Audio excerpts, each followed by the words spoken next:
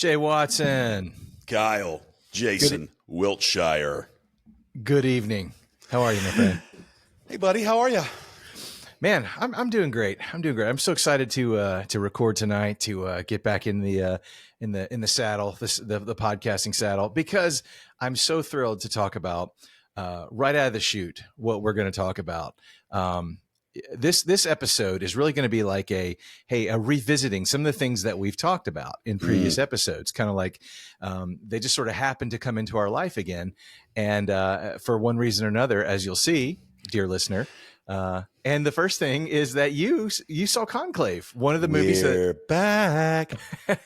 one of the movies that I reviewed in like our second or third episode, one of our earlier episodes. I reviewed that movie. I think I gave it 3 lightning bolts or 3.5 lightning bolts.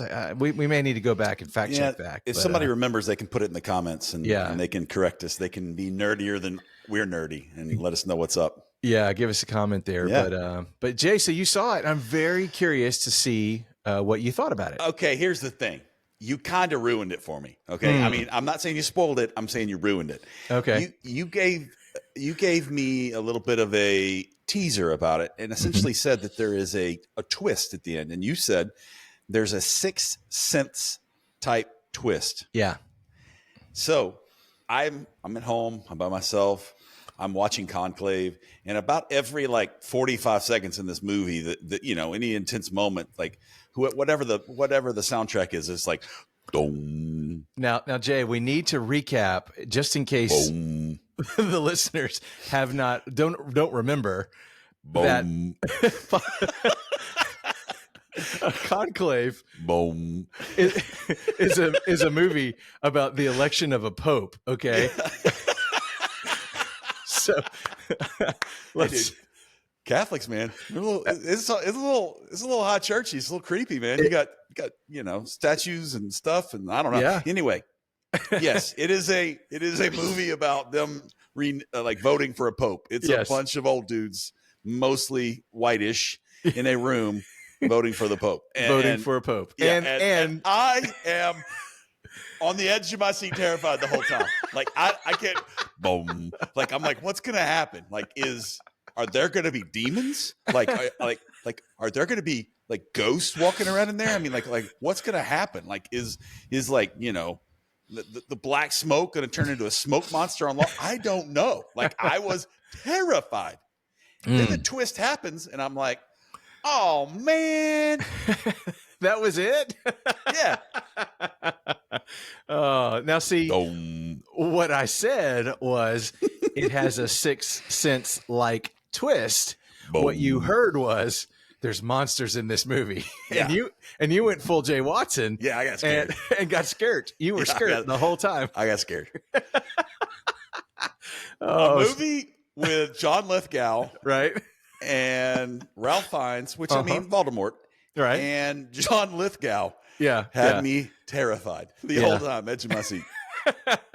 Creepy, looking around my shoulder while I'm watching it, Nope. What's about to come out from behind around the corner, yeah. Boom. I love it. Let's talk about the movie. Okay. Briefly, yeah. I really enjoyed it. Yeah. I thought that it was a really great concept about what matters when you choose a pope. And there's the political intrigue, but also there's the what do you stand for, and what are you going to push, and what's your religious philosophies and things like that. And even among the bishops there were wide varieties, and I felt like Cardinals, not bishops, cardinals. Sorry. Okay. Whatever. Sorry. My bad. Yeah. Shouldn't have corrected you. But it wasn't the Cleveland Guardians. It was the Roman Cardinals. Right. I felt as though concepts like grace and peace and forgiveness and gentleness and self-control and virtues of the true, authentic Christian faith were espoused, and if anything, a little bit more revered in the film than it could have been. It could have been about backstabbing and all those things, but I felt like those things, floated to the top. Now, not without controversy.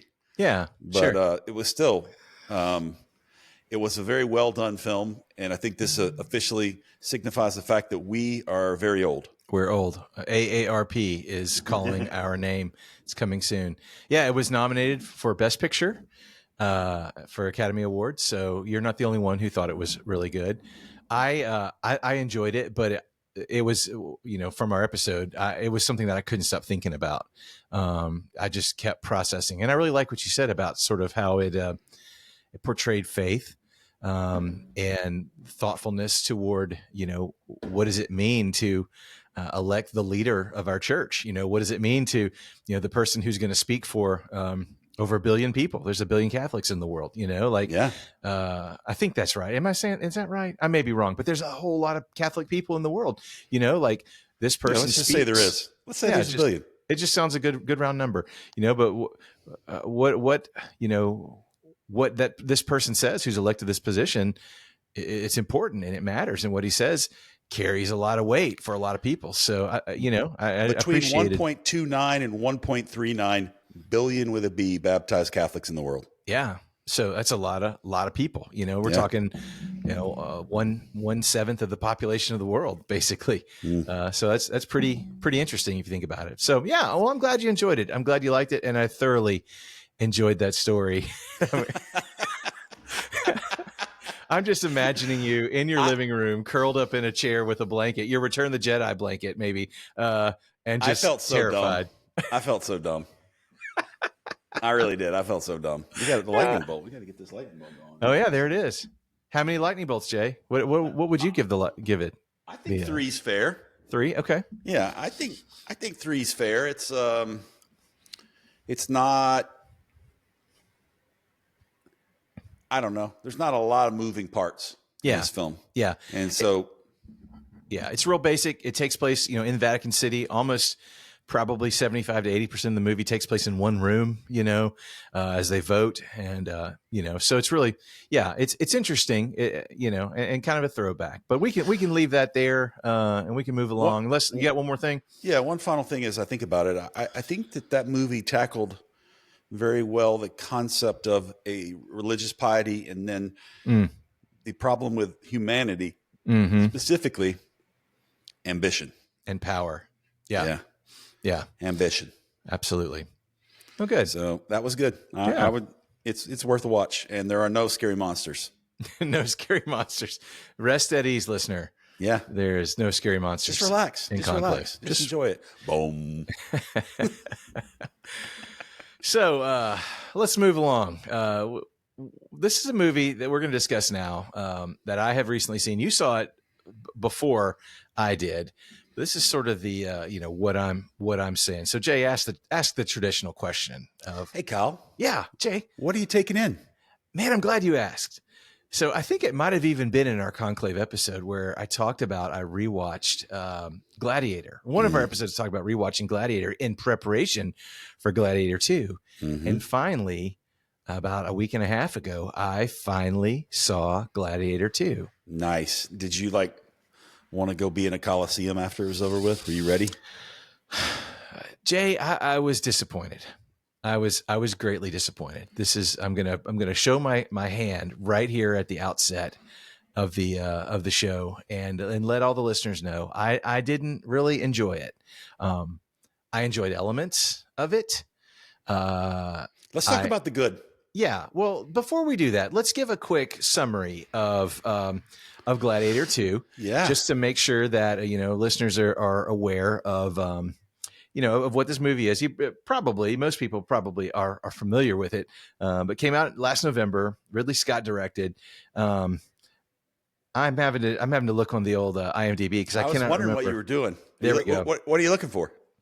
Paul Mescal. His character's name, Hondo or Holo or something like that. I can't remember. Hano,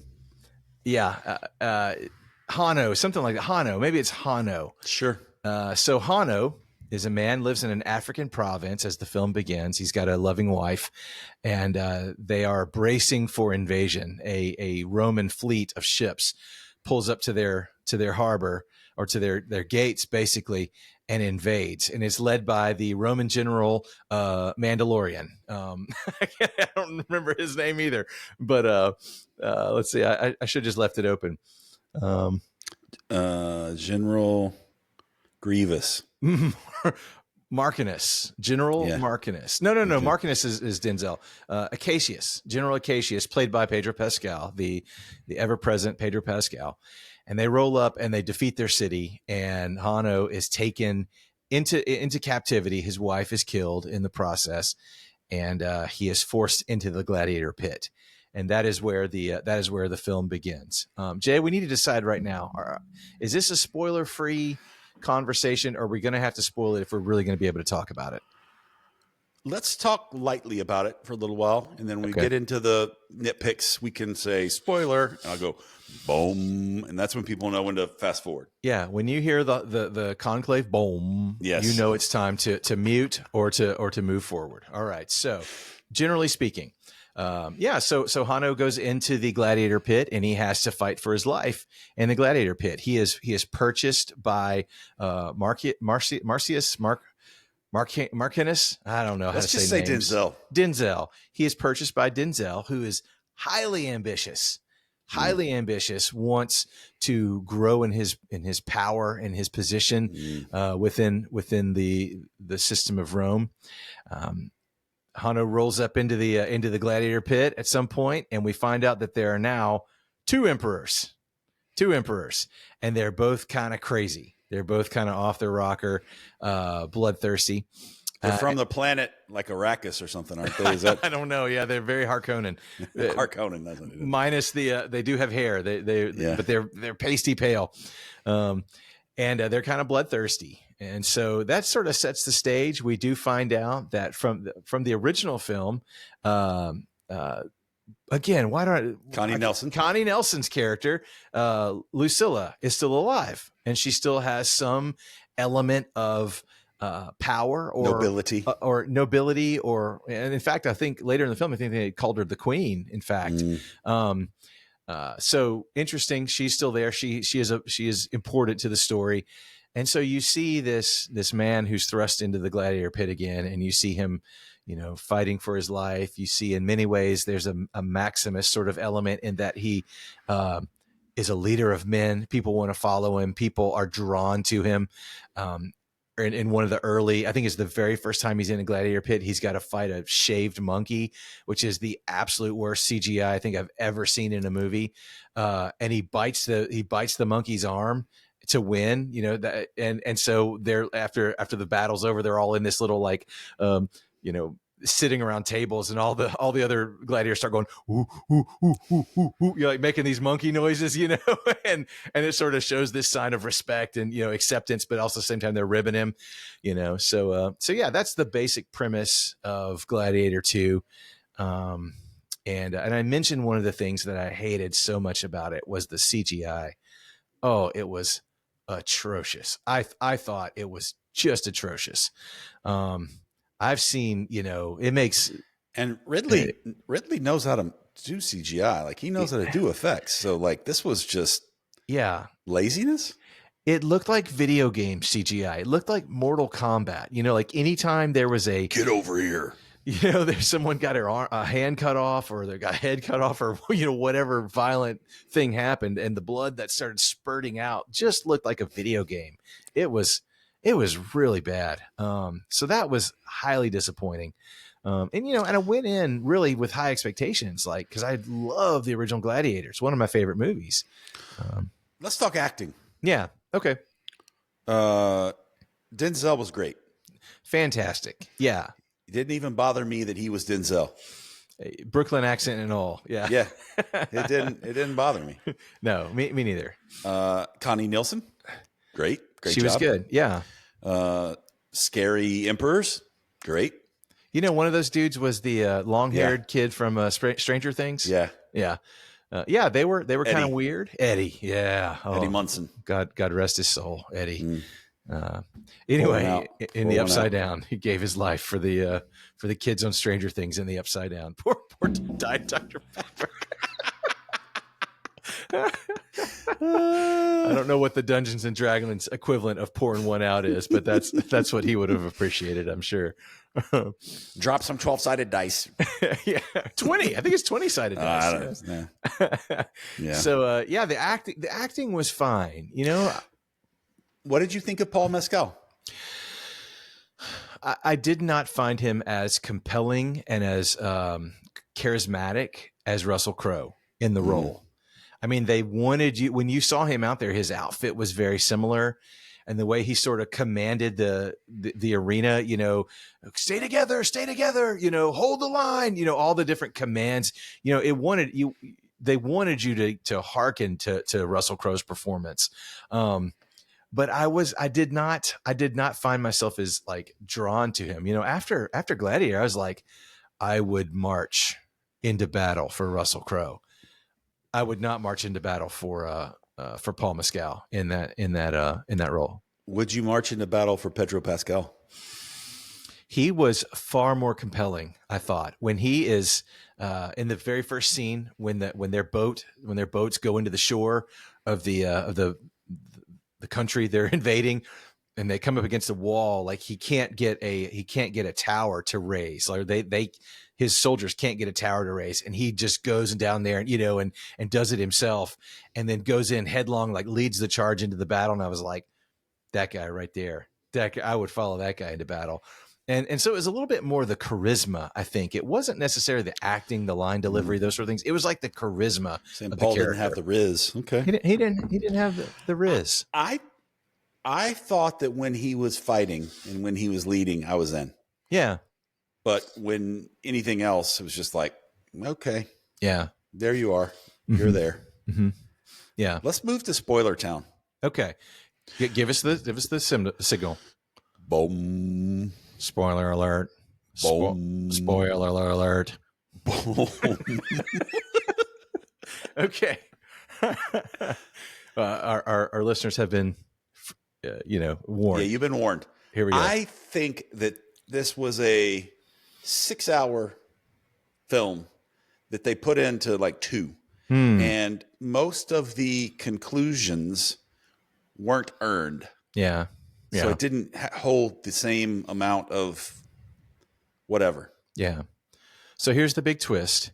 So you find out that Hanno is actually Lucius, the little boy from the original Gladiator movie, that after the events of Gladiator, his mother made him flee the country for fear of retribution, of what might happen, you know, if he might get caught up in the political game and get hurt. And so she just sent him away.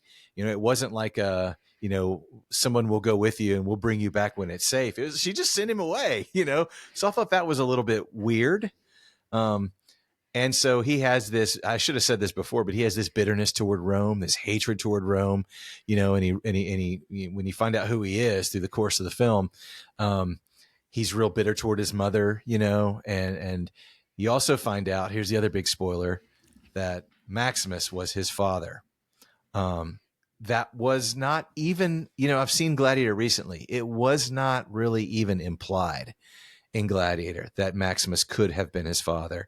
There was a lot of talk of Connie Nielsen's character, her husband, who had passed away in that film. And Maximus talked a ton. I mean, the whole thing was about his wife and son. And so the thought of him, you know, the boys are about the same age, you know, so it's like this woman that he loves so much and can't wait to see in the afterlife or whatever. He was unfaithful to her with, you know, Connie Nielsen's character to have this other son. So it's just a little bit like, I think they just wanted to make it intriguing. They just wanted to make a sequel. I think that was part of it. It felt like a MONEYGRAB. Money grab. Let's, because they knew they're going to make $200 million because people love that movie. Yeah. It's beloved. Yeah. Let's throw together a script. Let's not even work on the CGI. And let's get a great cast. Denzel, you know, fantastic, bang up cast. And it suffered from totally stereotypical sequelitis, where it's like, instead of one crazy emperor, now we have two. Instead of, you know, instead of instead of tigers in the arena, now we have water and sharks. Jay, they had frickin' sharks, just minus the laser beams in the arena. I mean, it was atrocious. Now, there were moments that I enjoyed. Yeah, I saw Dr. Evil there. I saw it. There were moments that I enjoyed. I enjoyed some of the acting. I give it 2.75 lightning bolts. Oh, I don't know. That seems a little okay. Seems high or harsh? Yeah, let's go 2.5. 2.5. Wow. Okay. Because I mean, there are some issues with the plot. Yeah. The story was not, as we like to say, airtight. No, not at all. Sorry about that. I'm making noises. Can you hear that? No, I can't hear anything. You're good, man. You're good. My computer's beeping at me over here. I turned around to see who you beeping at. It's like the summer's a natural aphrodisiac. I did not expect to hear summertime today. That's great. In the middle of winter. Summertime. Can't wait for summertime. Yeah. I'm going to say 2.5. 2.5 is probably where that needs to properly be. Yeah. Pull the curtain back a little bit. We did sort of discuss this a little bit earlier, and I'm surprised. I thought you enjoyed it a little more. Was I persuasive? Did I convince you? It won't be remembered. Yeah. It was just fine. It was fine. Mm-hmm. Like, I didn't mind seeing the fight scenes. I thought that at least there was some intelligence into the fighting choices that he made. There were things that he did that I thought that makes sense. And, I don't know what the historical accuracy is. Did they turn the Colosseums? Did they have water in the Colosseums? I don't know. I highly doubt it. How would they have done that? How on earth would they have done that? Man, it's Rome. Yeah, could be. They didn't build it in a day. It probably took them 2 to fill the thing with water. It's like a big bathtub anyway. I don't know, man. Yeah. Like some of that was like, okay, whatever. It was just fine. It was fine. I thought that Denzel was good. Yeah. And his twist, like, you didn't really know. He was very, like you like to say at the beginning, he was very gray. It's like, what's going on with this guy? He's making bets with people and he's gaining power and he's sweet talking senators and stuff, like he's doing things to like position himself. And then all of a sudden it turns out he's the bad guy. Like, he's the bad guy in the film. And when it all comes down. And so, it was kind of, I didn't see that coming. I guess maybe I should have, but it was sort of like because he's in the Oliver Reed role, the former gladiator who grew in power, and and so really it was like a negative image of the original. In the original there was this plot: my army is waiting outside. If I can just get to my army, we'll come back in and we'll overthrow Rome. Well, in this one, it actually happened. The armies came in, to invade by the end. And so the Praetorian, the guards inside Rome, and the army from outside come in and they sort of have a standoff there. I won't spoil what happens there. I mean, we'll let the listeners get to the last 5 minutes of the movie and find out what happens there. But yeah, I mean, I'm glad I didn't pay a bunch of money to go see it in the theater. Yeah, I didn't hate it, and I'm fine. I think Paul Mescal's got talent, and I'd watch him again. Yeah, he's got a future for sure. Yeah. Ridley Scott do better. He can. I guess. I mean, he's 90 years old. Maybe is he really? He's 90. Yeah, you can expect a little slippage, I suppose. But yeah, he and Clint Eastwood are the like super old dudes still out there cranking them out. I'm going to put this out there. We haven't. Juror number 2 is getting all kinds of attention, and Eastwood put that out recently. I didn't know it was Eastwood. Yeah, Nicholas Hoult, maybe. I think so. Yeah, I want to go do that. I want to go see that. I want to go to there. You want to go to there? So we might need to talk about that. Jay, I misspoke. He was born in 1937. He's not 90, but he's in his 80s. Okay. He's in his 80s. Okay. So anyway, yeah. So yeah, well, Jay, let's move along from Gladiator 2. Let's talk about what it is that you saw, and then this is a callback. Well, I'll let you say, Jay, what are you watching, buddy? What are you taking in? Well, I got fascinated when I saw recently on the rentals on the what's new, what you can rent at home. Craven the Hunter showed up, and that movie got obliterated in the reviews. It was a bomb.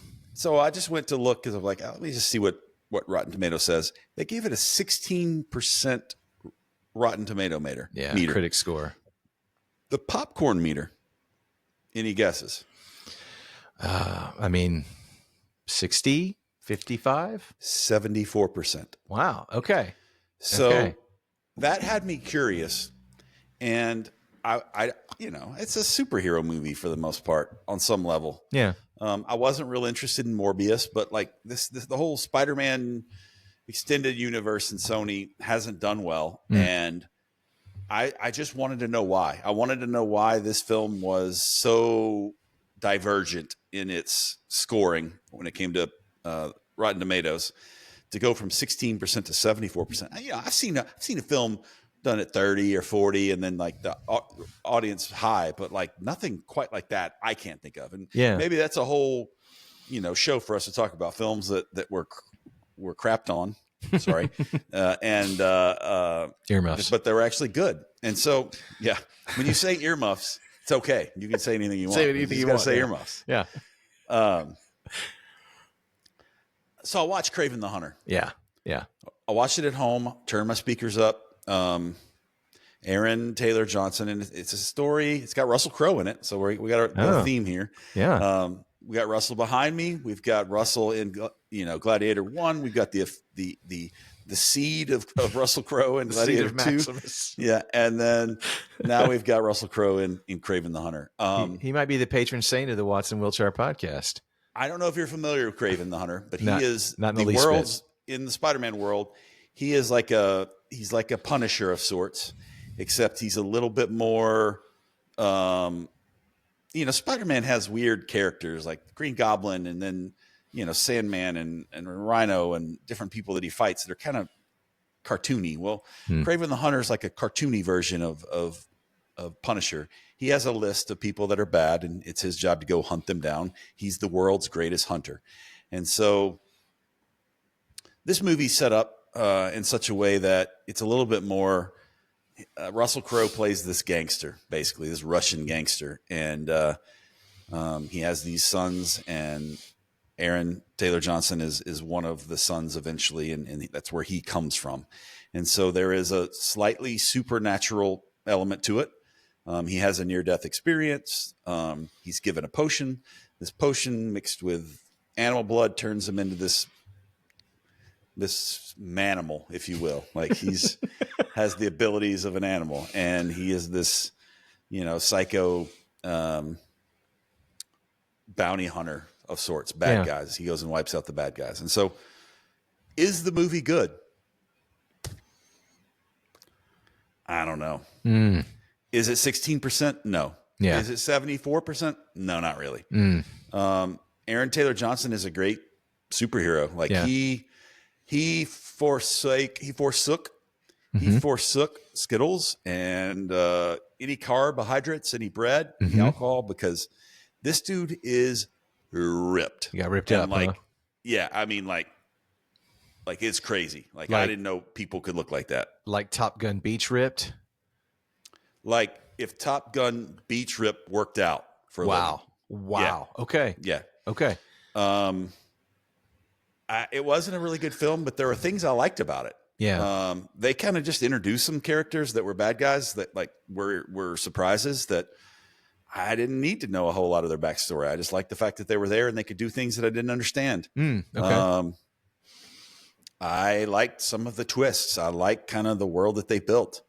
I don't understand what works and what doesn't in that Spider-Man world. I don't particularly like Venom. It's just not much. I don't know, but people love Venom, so they made 3 of them. Yeah. I watched a little bit of that Morbius, and there was another one that I watched. It was like the Spider Woman or something. It was. Did not watch that one. Yeah, Madam Web. Yes. Yeah. So, well, let me jump in and ask you here: are these films like Venom, Morbius, Spider Woman, and Madam Web, and this guy Craven the Hunter? Is this all in the same universe? Like, could they have run into one another? Oh yeah, perhaps. Okay. They were building this. These are all like Rhino is in Craven the Hunter. So like they're building Spider-Man characters in Spider-Man so that Sony's got like this little spider world, you know, Right. these actors. You got Jared Leto, you got Aaron Taylor Johnson, you got Tom Holland, you got Tom Hardy. Like you got some big swingers. Well, let me ask. So is Tom Hardy in the not Tom Hardy, Tom Holland is the Marvel Peter Parker Spider-Man a part of this world as well? Oh yeah. So okay. So I mean it's the same world with Iron Man. It's the same world with Captain America, with Hulk. Like Well, no. okay. I mean, not really. I mean, I guess it could be. It could Okay. be in the sense that if Sony allowed these characters to be used in the Marvel Cinematic Universe, then they could. That's what they've done with Tom Holland. They've come to an agreement where Sony owns all the rights to Spider-Man and all the Spider-Man characters. Mm-hmm. So they are leasing out Tom Holland and Spider-Man to Marvel, to Disney. Okay. So in Marvel parlance, forgive the nerdery, but in Marvel parlance, is this Universe 616? You know, I don't know. I would say so. I would say so. Because I remember, I remember there was a cutscene or not a cutscene, a mid-credit scene in the last Spider-Man where Tom Holland shows up as Venom at a. He's with Danny. Football is Danny life. Football, Yeah, from Ted Lasso. Ted Lasso. My brain. But he's at a bar and he's learning about Peter Parker and he's like, say it again one more time, and then he gets sucked back into his universe. So I just assumed that it was a different universe or something. Somebody's going to correct us. I don't. Yeah. I don't remember. It doesn't really matter to me, to be honest. Yeah. So here's where I want to land with this. Okay. Spider-Man. What was that? 99, 2000, 2001? Like you're talking Tobey Maguire? Yeah, I'm talking Tobey Maguire. 2002. Okay. Those movies, compared to what they're doing now in superhero movies, they're very different. Would you agree? Mm-hmm. Yeah. I feel like this Spider-Man universe that they've made, if Tobey's 2001 and we're in 2025, this is more like 2009, 2010 superhero movies. Okay. There's not a great deal of thought into the particulars of the plot and the story and the motivation and the bad guy having reasons to be bad and things like that. Like it just doesn't. There's just not. It's almost like it's made for an 8th grader. Yeah. Or something like that. And so in that aspect, the film works. If you're not looking for high art or even a good movie, like you're just looking for something to entertain you, then Craven the Hunter is good. I'd say it's probably a 60% Rotten Tomato meters where it probably should land. 55 to 60. Yeah. And I think the critics panned it because it's behind in the times. I think the audience loved it because it wasn't as bad as everybody said. And I think there was a little bit of a response on Rotten Tomatoes. Like, we're going to fix this, we're going to vote these things up. Yeah. There wasn't, Russell Crowe was good. Mm-hmm. The bad guys were pretty cool. Yeah. And Craven, like Aaron Taylor Johnson, he's got the riz, man. He's got the charisma. Now he was the original Quicksilver, right? In the Marvel universe. Mm-hmm. He played Wanda Maximoff's brother. Quicksilver. Okay. All right. I'm just making sure I'm knowing who these people are. Yeah. Yeah. So I don't regret seeing it. I don't know that I would give it. It wasn't as good as Gladiator 2. Yeah. So maybe a two lightning bolts is kind of where that could be. Okay. Yeah. Yeah. Well, Gladiator suffers from previous expectations, yeah. This sort of suffers from bad reviews or bad bad, almost like they tanked it, bad word of mouth. Yeah they tanked it, and I don't know why. I don't know that it necessarily deserved to be tanked. I think it needs to be where it's supposed to be. Are you a 9th grader? Yeah. Yes. Yeah. Do you like cool things happening? Yes. Well, then this movie's for you. Yeah. Watch this movie. Interesting. I think we've been ruined by Marvel phase 1 through 3. Because even whatever phase they're on now, we still compare it to Marvel phase 1 through 3, which was, pretty much without flaw.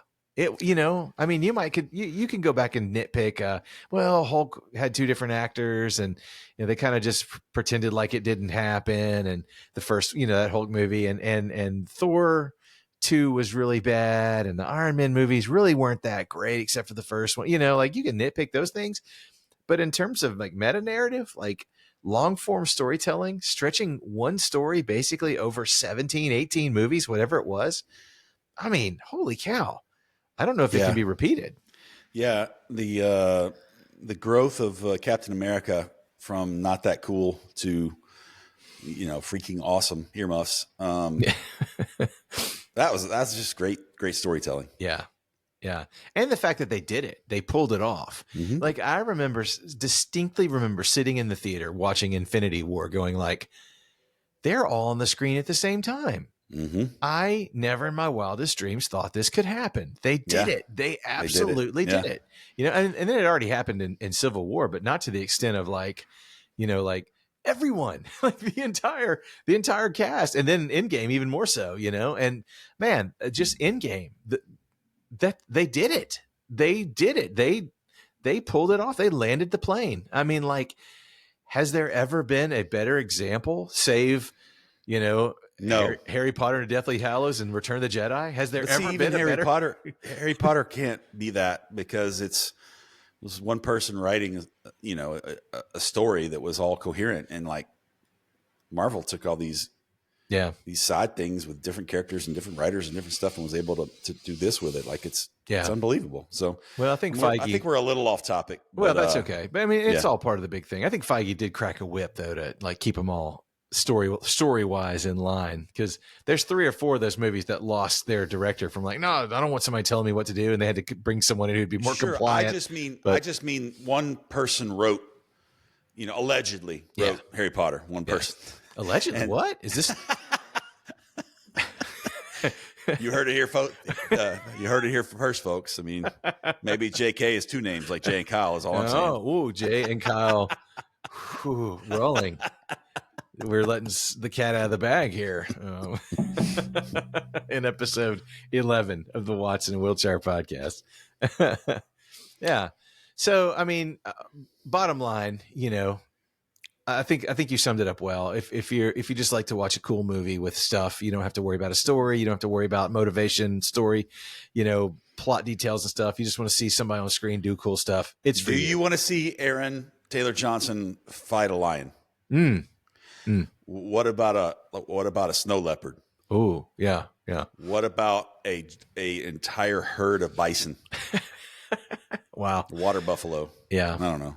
So these movies, all of them that you mentioned, the Venom, Madam Web, this one, Morbius, I've seen none of them, and I have zero interest in any of them. At no point did I ever go, oh, I want to see that, Yeah. So yeah. But you didn't read the comics. No, I didn't. They don't look, Yeah. And I get that. Not for me. Not all of them are for me, and I don't really care about, Morbius and stuff like that. But I do think that it got improperly abused. Yeah. I think it call it what it is. It's action movies, superhero movies for kids, then for teens, for tweens. Russell Crowe still eats up the screen, even though that Joker weighs probably 280 right now. He is he's been eating up a lot for sure. I don't think he cares anymore. He played just like, was it Rupert Murdoch? He gained all that weight for Rupert Murdoch, the Fox chairman or whatever, and then he's like, forget it. And he just left it all on. Bring the 2XL. Just give me the 2XL. Well, thank you, Jay. That was enlightening. I appreciate that rundown of a movie I'll probably never see. Yeah. Well, somebody at home might be like, you know what? Yeah, I think like a 9th grader. I want this. I'll check it out. Yeah. Yeah. So let's move on to the thing that we have both watched in recent days. You and I, again, going back to previous episodes, we grew up loving Saturday Night Live. I mean, it was a big part of our adolescence. Probably I was going to say childhood, but I'd say adolescence, probably the better descriptor. And this year they're celebrating their 50th season. Yeah, Saturday Night Live's 50th coming up season. in a couple of weeks. Sometime first or second week in February, I think, is when the special is going to air. It's a big deal. I mean, that's 50 years is insane. Yeah, one of the longest running shows of any genre, of any type ever. It's amazing. And so they've been doing a lot of celebration of this 50th year. And so within the last couple of weeks, they've put out a 4-season episode of documentaries. 4 episodes. Yeah, I'm sorry, 4 episodes. I said 4 seasons, okay. 4 episode season. 4 separate hour, some odd long episodes that are kind of detailing different parts of the journey, right? Yeah. And they even put it's not connected to that one, but they did one last night that I only saw a part of, but was based on the music of Saturday Night Live that I'd like to touch on as well. Was really interesting. But let's talk about the 4-episode documentary. There are 4 episodes. Remind me, Jay. The first one is sort of it was the casting. 5 minutes. Yeah, it's called 5 minutes. It was basically the Tracy Morgan show. Yeah, it was showing the auditions of the famous, all the people who've been on the cast. So that's the first episode. The second episode was all based on the Will Ferrell, More Cowbell, Christopher Walken sketch. That was a lot of fun. I really enjoyed that one. Spoiler alert, I really enjoyed that one. The third episode was all about the writing process. It took you through a week in the writer's room and the whole process. And that was the girl who the host that week was the girl from The Bear, but I can't remember her name, but the really good actress who plays Sydney from The Bear. Sydney from The Bear, yeah. And the fourth episode, okay, I'm trying to remember what this one was. It was the weird year. The weird year, yeah, 1985, 86. Probably the most interesting of the 4 for me. Well, the first one where we got to see all those auditions was great, and even from people that didn't make the show, that was just amazing. Yeah, and the weird year, I really enjoyed that one too. I didn't like the sort of Twilight Zone Kevin Nealon, kind of host piece. Not that I don't have anything against Kevin Nealon. I really like Kevin Nealon, but I didn't just like that element. But it fit with the weirdness, of that season. So let's go back to that first episode and just talk a little bit about the audition episode. That was, really fascinating to see these people who we've come to know and associate with being the funniest people we've ever seen. Will Ferrell, Amy Poehler, Tracy Morgan, like you said, he was featured very prominently in the episode. Eddie Murphy, yeah, a lot from the current cast, doing their auditions and watching them just terrified. Many of them just terrified. It's set up and designed so that nobody laughs. Yeah, and they want to see what happens when they don't get what they're used to getting. Yeah, to see how they can push through and continue. In this audition process. And it's kind of mean. Andy Samberg's was fun. Jimmy Fallon's was fun. Like, it was good to see some of those, and then to see some people that didn't make it, I thought was really quite interesting. Yeah. Earmuffs, eye muffs. The dude comes out stark naked and didn't make the show after that. Hey, I could just see him thinking that this was going to be the thing that set him apart. This was going to be hilarious. This was going to be amazing. I didn't recognize him in any way, but there's a reason for that. He might have been a Union student, because there was a lot of nakedness in our 4 years at Union that we had to endure. But anyway, so that was, to do that and then to not make the show and then for it to be brought up in the documentary about guys who didn't make the show. Oh, embarrassing. But yeah, I just loved to see the humanity of these people, like I said, who, man, we just think of as the funniest people, and to see them so insecure, to see them scared, to hear them tell their story of, like, I threw up before I went out there, Bobby Moynihan was my favorite one for me. He was mortified by every choice that he made. Yeah. You could see him like, no, Bobby, no, don't do it, Bobby. Don't do it. I mean, it's, I know they get a chance to prepare, but like, Jay, if you had, 2 weeks to sit down and think of the 5 funniest minutes, the funniest things you could do in 5 minutes to try to impress people. Gosh, how mortifying that would be. How terrifying that would be. What do you mean mortifying? You mean like just hard, like difficult? So challenging, yeah, and just scary. So I totally get it. At the same time, these people are stand-up comedians and they're used to doing 5 minutes. And if they're not stand-up comedians, they're sketch comedy people. Right. And so they've got their sketches, they've got their characters, they've got their things. So it's not insane for them to do it like it would be for us, where we're trying to invent something from nothing. But that's the beauty of SNL. It doesn't always, the right person isn't always right. Like Stephen Colbert, Right. Jordan Peele. Yeah. Who else did we? One of the biggest laughs for me was Kevin Hart. Like I can't remember his joke, but the joke he made in his audition, Jim Carrey was another one. But like the joke he made, I laughed really hard. I was like, man, why didn't he make the show? It's really crazy. And sometimes it just has to do with that chemistry. I think Lorne Michaels has in his head what works, and we kind of see that in the weird year of what he tried to do and how he tried to do it, and like it went from 5 or 6 cast members to like 20, and that's really what they're doing now. So in some ways, 1985, 86 was ahead of its time in what he tried to do. Yeah. Versus where they are now, because he's doing that. He's succeeding at that right now. Yeah. So the premise of the episode 4, the weird year, was Saturday Night Live had been flagging, had just been completely started to go down. Lorne Michaels Right. burnout. He was gone for 5 years. Yeah. And so the way they were approaching it was they were hiring big guns to be on the show. You had your Martin Shorts, you had your Billy Crystals, you had these people that were already successful in life that they were coming and bringing on SNL. Joe Piscopo was kind of in there. The Spinal Tap guys. Yeah, I think Eddie was in that time, wasn't he? Yeah, he left a little before then, but he was in that season after the original cast from 80 to 85. Yeah, sort of like a wilderness, wandering in the wilderness kind of season for a lot of people who are SNL scholars, I guess.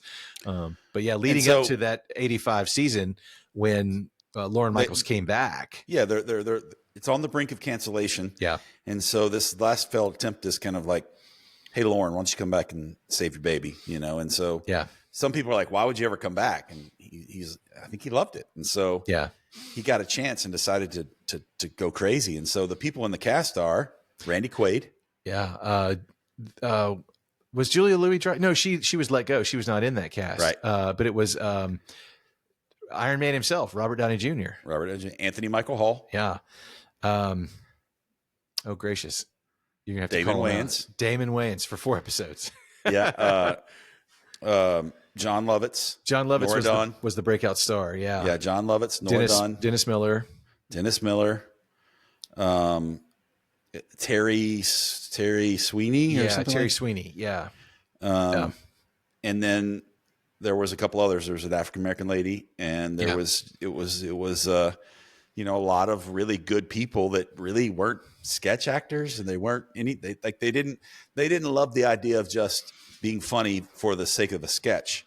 Yeah. They were more interested in like success and moving forward and like having that opportunity. And so it didn't really work at the beginning until it did. Yeah. Yeah. They did a lot of experimental things. Like they had an episode directed by Francis Ford Coppola, which they said was actually like a really great episode. Like probably an award-winning episode, but it was also like, what are we watching? What's happening? And it was like one of the first times they didn't do the standard, it's Saturday Night Live, with the song and the band. And, it looked really interesting and different and creative. And John Lovitz was the only one to really sort of break out. They kept, when the season was over, they fired everybody except John Lovitz, and Nora Dunn. Dennis Miller and Nora Dunn. Yeah. Yeah. And everyone else they let go. And it's really interesting how, so many of those others, went on to do great things. Damon Wayans, big time, Major Payne, Robert Downey Jr., as big as it gets, right now in Hollywood, Oscar winner from last year.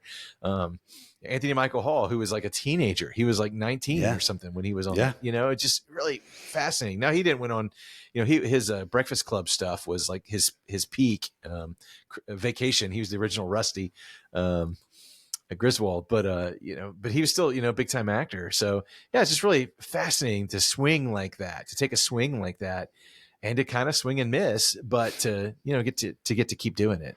To get to do it enough that the very next cast is Dana Carvey, right? Phil Hartman, Jan Hooks, Victoria Jackson, John Lovitz. Just an insane cast. Like, some of those people are Mount Rushmore. Yeah. SNL.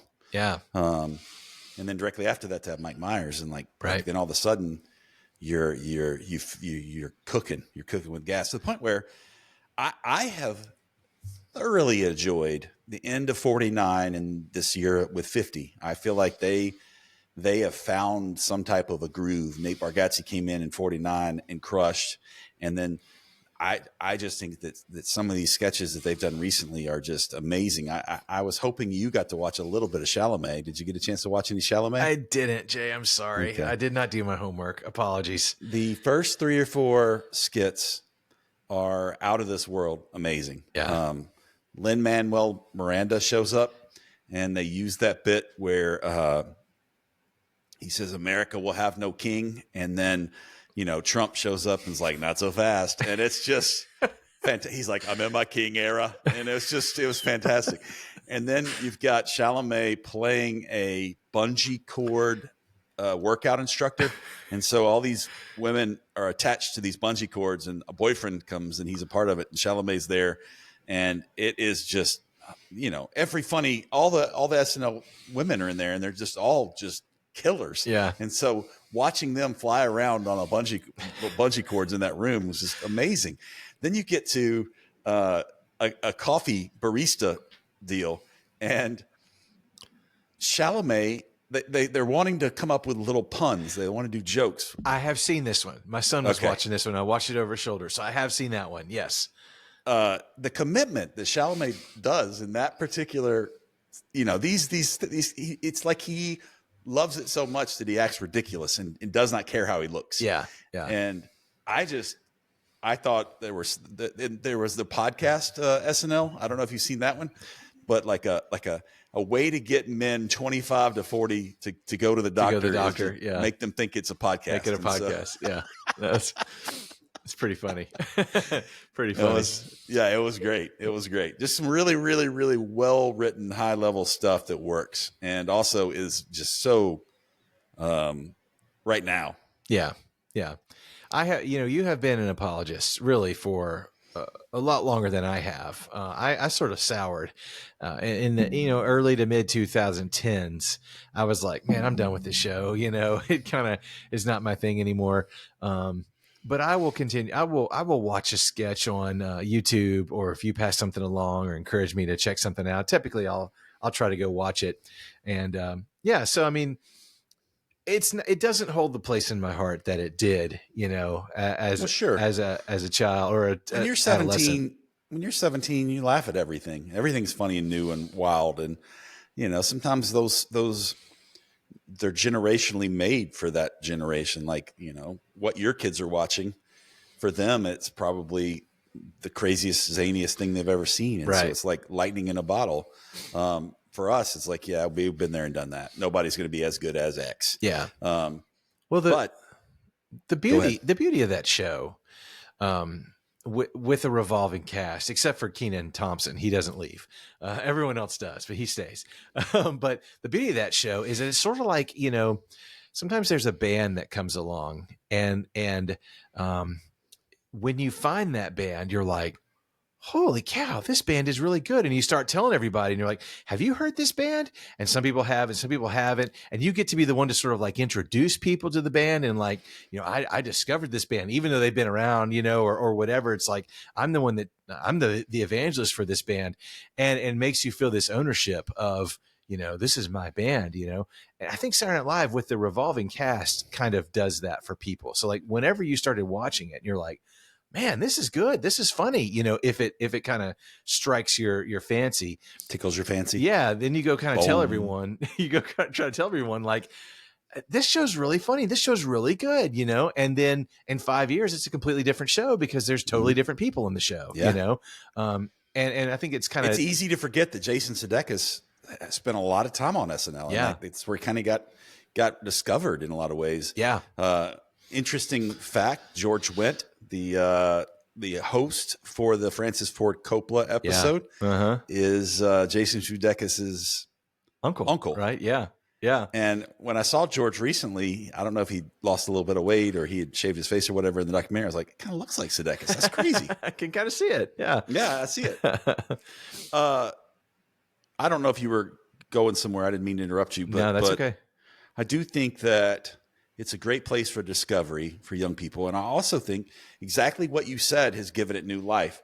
the most ironic thing about Saturday Night Live is the best way to consume it right now is recorded. Yeah. It's either like or YouTube on Peacock or on YouTube and watching it in bits and in shorts. And like, you know, that is where they're making their bread and butter right now. I doubt very many people are actually up at 10:30, you know, watching it anymore, or they don't do it because they want to zip through it. And if a skit's not good, they get to push on through. Let's go to the next one. Yeah. Yeah. And so I think it's a much easier way to consume it these days.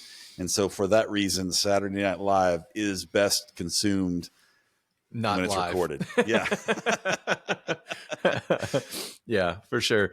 Yeah. And they really discovered that early. I think they were one of the people that first, when they started putting their content on YouTube, where you could go watch old sketches and you could watch, you know, the best ones from Lazy Sunday. Yeah. Changed the world. That blew up for them. Yeah. That was one of the first viral videos from YouTube. Yeah. People just passing it around, you know, check that. Did you see this? You know, all that stuff. Yeah. So they were pioneers there for sure. And I think that was a really clever, smart pivot on their part to be like, you know, hey, we recognize that people don't watch it live, but we still want people to see it. Did you watch Chalamet sing the Dylan songs? I saw a piece of it. It just kind of made my skin crawl. So I just, you know, well, it was really weird to me. It was a really weird choice. Yeah. He sang his favorite Dylan tracks. They were deep cuts, and he did not sing it like Dylan. Yeah, he did it his way. Yeah. He did it his way, which is like, what are we doing here? Like that, I thought that was kind of the mystique was him, but it had some charm. I did not enjoy it. I thought one of the ones he picked was super. I'm just not a Dylan guy, but I thought that was a pretty experimental, interesting thing to do. Well, I can tell you what he's doing here, Jay, is he's trying to win an Oscar. The man is campaigning hard for an Oscar. So he goes on Saturday Night Live and he farts in an old lady's face or whatever. You know, my son was telling me about that skit. I forgot about that one. It's a new way to do CPR. Yeah.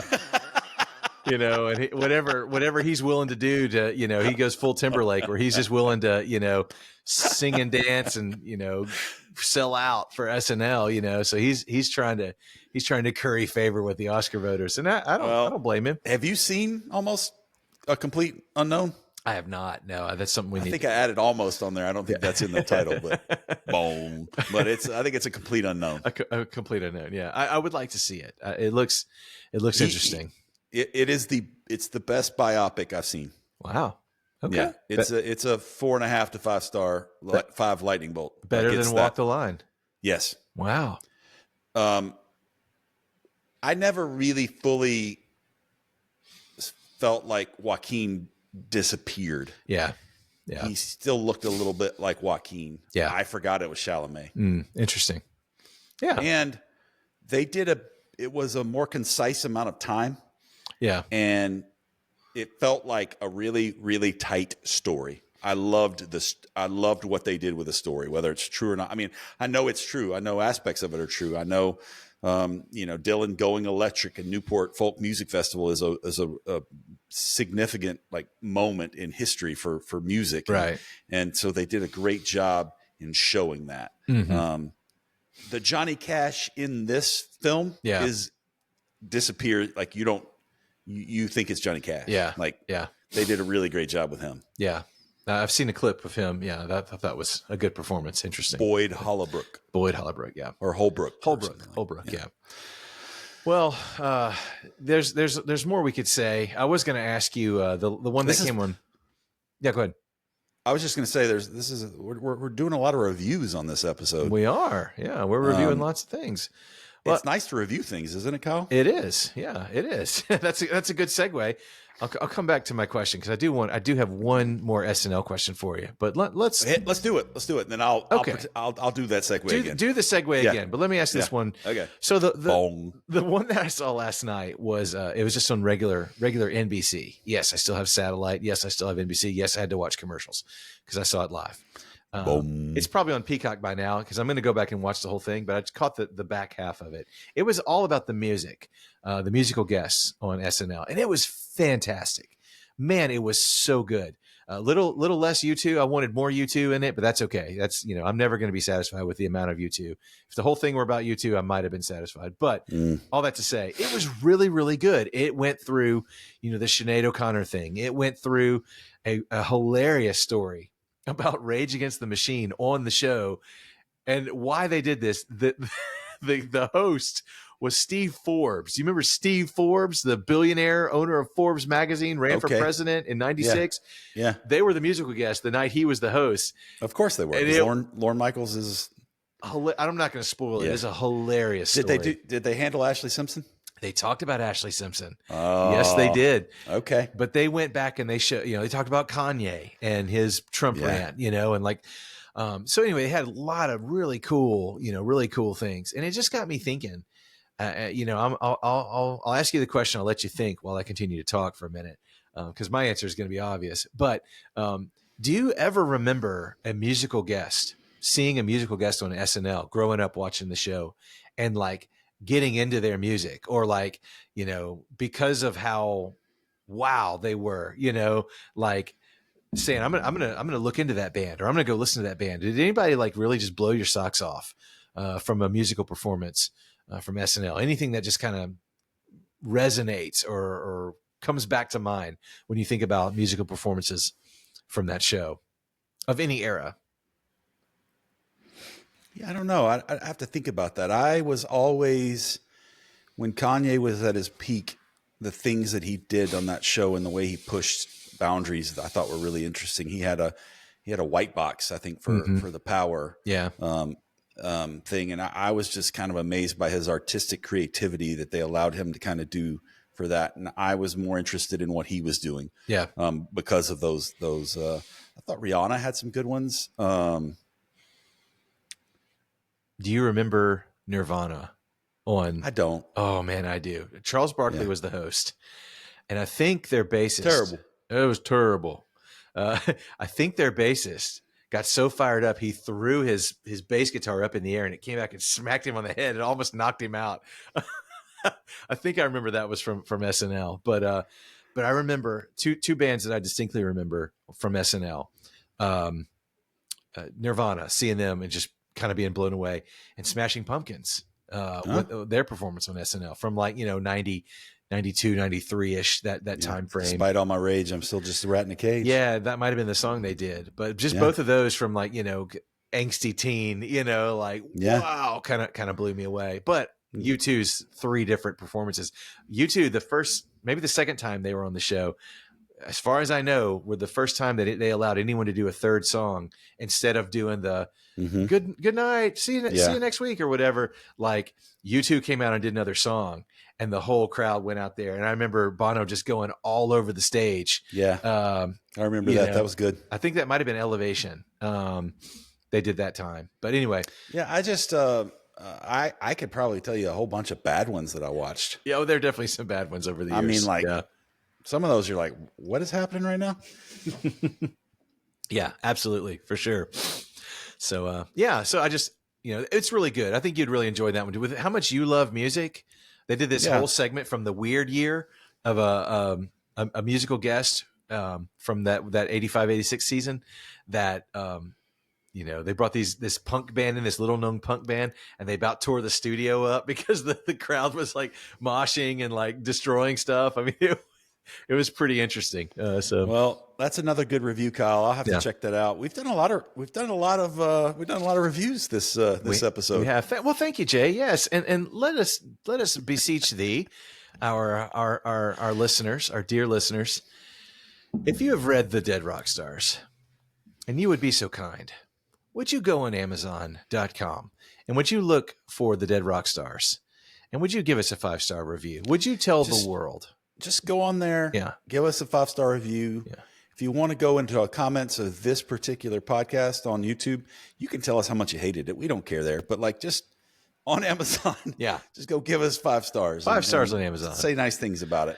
We're close to getting to a point where our reviews are going to help us. And we've noticed that this podcast is in the reels that we're making. It's helping us sell a couple books, and we want to continue that. And so if you like what's happening, if you enjoyed the book and haven't written a review, head on over to Amazon. Help us out. That'd be awesome. Please do.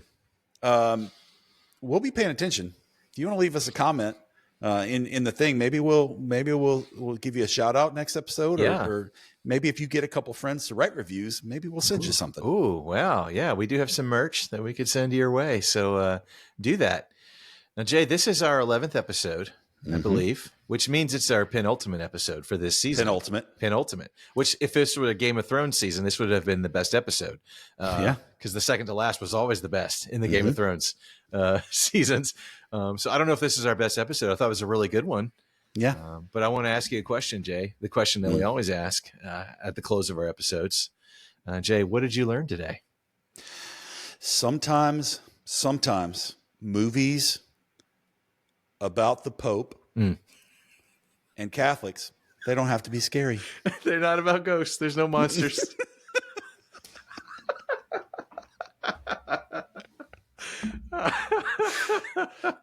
Oh, that's good. Oh, what about you, Kyle? What'd you learn tonight?